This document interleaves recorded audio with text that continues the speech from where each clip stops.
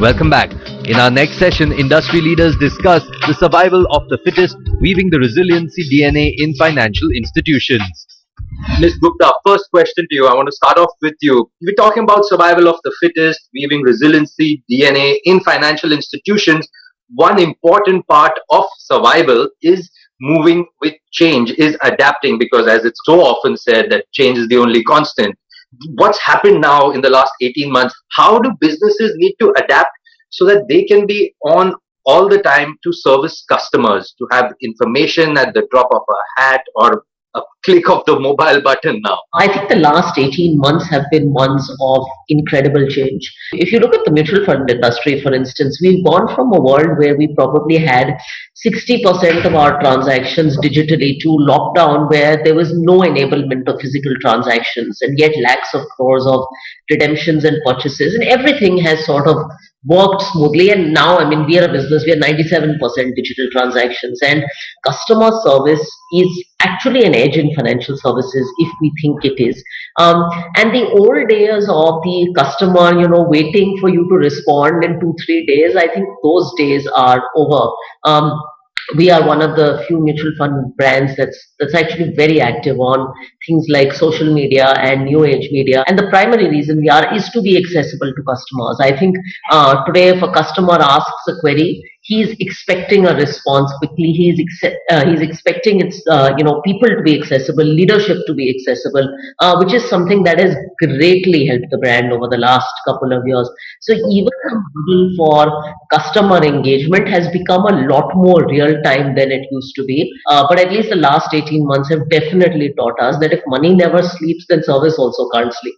I want to now come to Mr. Raste. Your view on how the NCDEX as an exchange also pivoted as more and more interest was shown, being ready and being more, because again it's a digital play. So how was that process for you? There are two things. One, you are talking about business intelligence.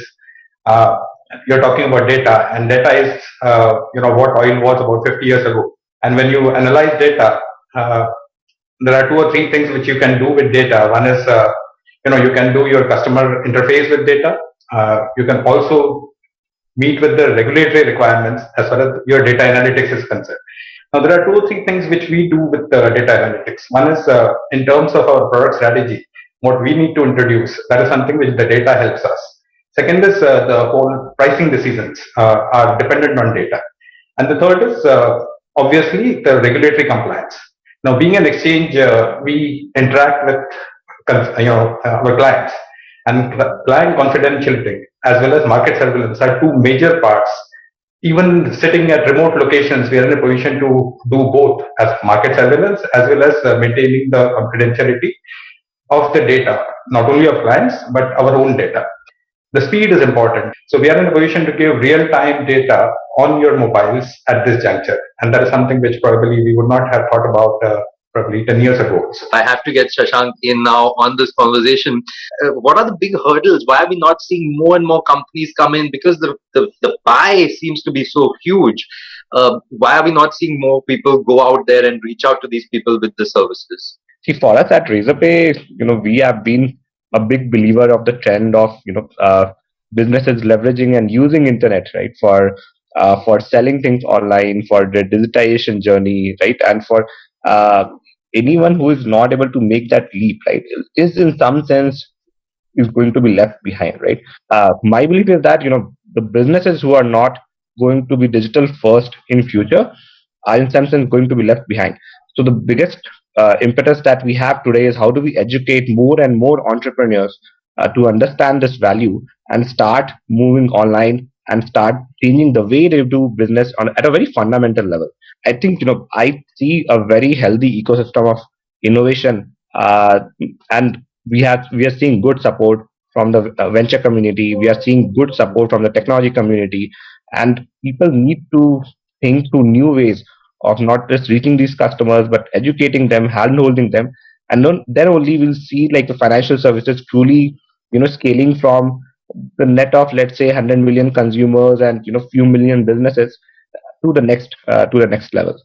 Mr. Rao, in the insurance business, predominantly it's been like the face-to-face interaction. Now that's totally gone out of the window because of the pandemic. But obviously, insurance selling could not have stopped. How has that pivot happened? What are some of the learnings from that?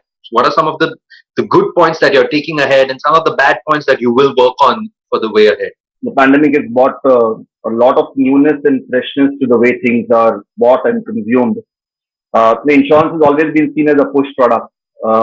Courtesy the pandemic, I think risk awareness and risk averseness both has gone up. People are asking questions in terms of, am I insured? And the ones who are insured are asking, am I insured enough? So that's the change that we are seeing.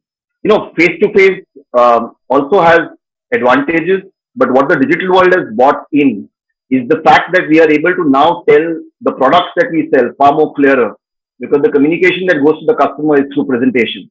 There are a lot of talk about lockdown bringing down costs, but the biggest thing I am bullish about or happy about is actually not just cost.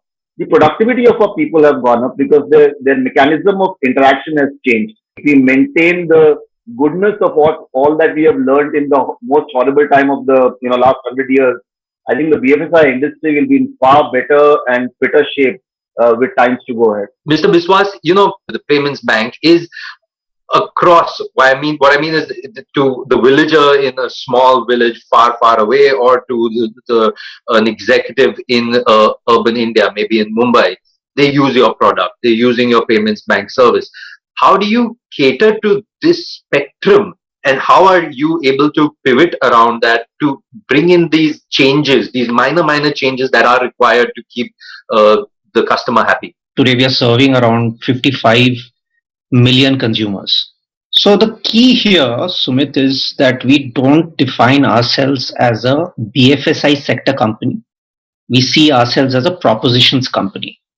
And therefore, what proposition we have for what segment is what really drives offtake and uptake and product delivery for us. We realized roughly around 18 months back that in tier 1 and tier 2 India, around 57% of users are scared to use digital payments because they are afraid of fraud.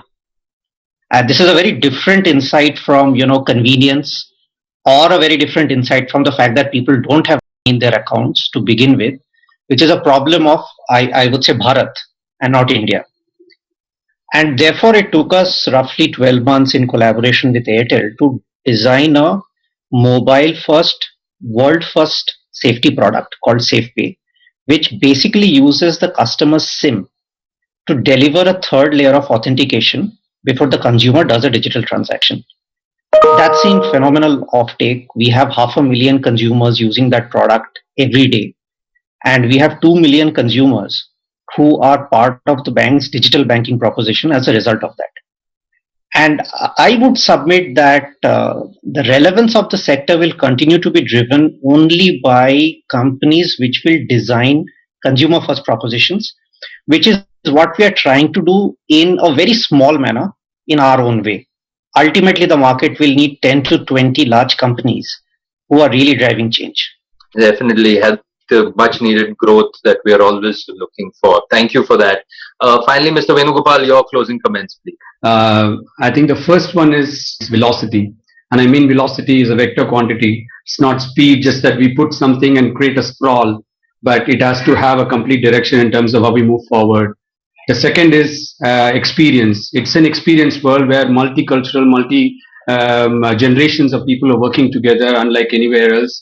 But that's where the experience comes in. How do you bring this experience to bring the businesses run smoothly? And last but not the least is, while we are on the speed and the vector quantity of velocity and experience, how do you bring the immense of intelligence to create behavioral science, to create advanced predictability, to make our businesses resilient and continue in a more surge of business, I would say. With this, I give back to you, Smith. Thank you very much. Thank you. Absolutely stunner of a panel discussion. I thoroughly enjoyed this bit where we spoke about survival of the fittest, weaving the resiliency DNA in financial institutions. Thank you so much.